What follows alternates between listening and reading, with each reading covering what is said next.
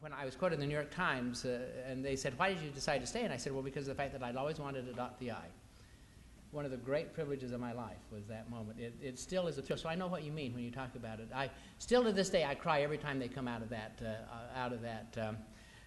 great tunnel, and so it is a special place, and that is what Ohio State is about. It is a very special place, and I'm glad you recognize that because you live it and you dream it. To our trustees who are here, I thank them so very much.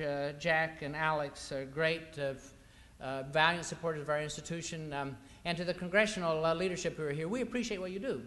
This university is a great beneficiary of great long-time leadership. Some who have retired, many of whom have been before you, who have continued to support us. But now your support means so much to us, and we cannot tell you how deeply grateful we are for the bipartisan support we receive. Because the truth of the matter is we're not blue and red, we're scarlet and gray, and that is what everyone believes, and what we try to do on every day, and possibly beat Michigan on while we're doing that too, I will note.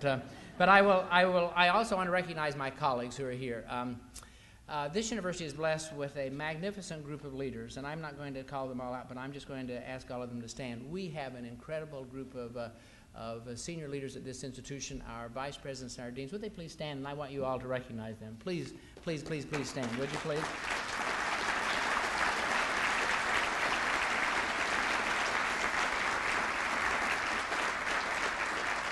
And I want to recognize my daughter Rebecca, who is here. Rebecca, please stand. I want you to be recognized. Rebecca,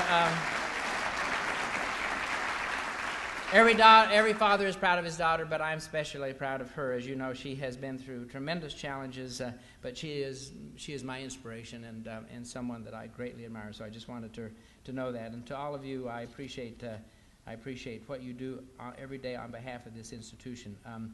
Ohio State is blessed to have bipartisan leadership in our state. A governor who fiercely supports the university, a chancellor who is very energetic in developing that support, and a bipartisan legislature. And we now are the envy, in many ways, of higher education in this country, because in very tough times, our governor and our legislature have said the future of Ohio is going to be determined by the intellectual qualities that we have. We're going to create a new environment. We're going to make certain that science, technology, opportunities for people to grow and develop in the new economy is going to be in Ohio, and the university is going to be the central driving engine. We are, ladies and gentlemen, I will say this to you without a doubt, we are the economic engine that will drive Ohio over the next 20 to 50 years, and we intend on making that. So, indeed, having Ohio State in Ohio is in 2009 is like having Bill Gates as your college roommate in 1979, or Woody Hayes as your coach in 1969. It is one of the greatest advantages a state could ever have.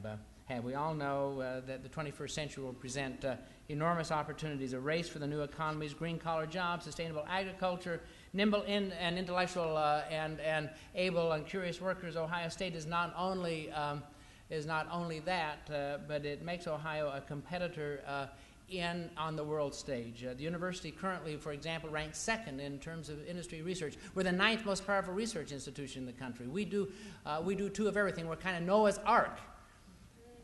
And because of that, we are able, I think, to achieve great things. We have a remarkable faculty, world class indeed. We have students who are among the best in this country, and we have alumni and friends and staff that support us on each and every day.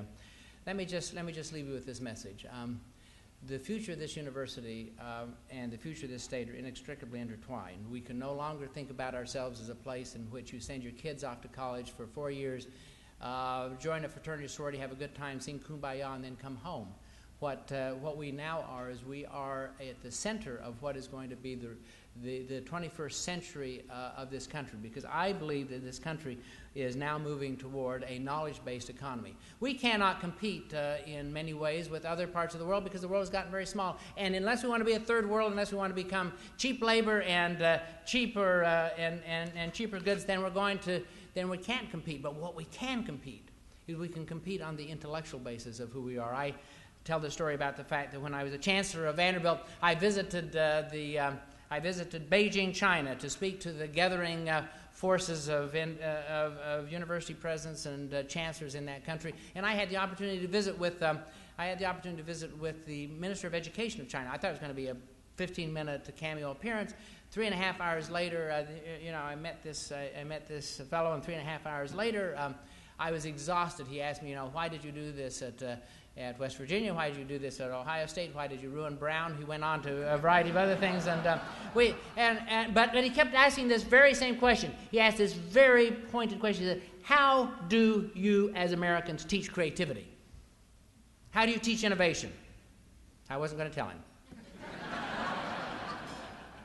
But he recognized something that de Tocqueville recognized. De Tocqueville, when he came to this country in the 1830s, de Tocqueville came and he made that great tour of the country, and he wrote his memoirs on his visit to America. And he wasn't always complimentary. But one thing he said, "I do not know." Now I'm taking license with this, obviously. He said, "I do not know what makes those people tick, but they have a habit of the heart." He called it a habit of the heart, which he meant that creative, energetic, no-holds-barred spirit that is the American way. That habit of the heart. That no one else can teach. That is what we have. We have it because we are immigrants. We have it because we all came from different places. We have it because we're a very diverse nation. We have it because of the fact that you can go to large institutions and small institutions. You can graduate from places that you've never heard of. You can be a first-generation college student like Pat and come and achieve great things.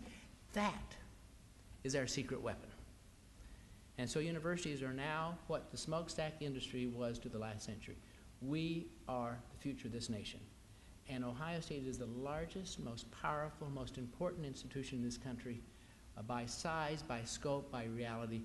We intend to not follow, we intend to lead. And we're going to lead in ways that will make all of you proud. This is Ohio's time. This is not Ohio's native. This is not Ohio's time to look in the rearview mirror at other places. This is Ohio's time, and this is Ohio State's time. So, ladies and gentlemen, I'm grateful to be here. I love my friend Archie Griffin, by the way. Let me just say something about him.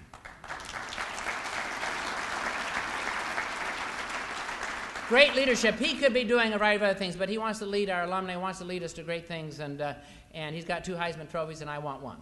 And so, ladies and gentlemen, this is Ohio's time. Let's celebrate and have a great day. Thank you very much.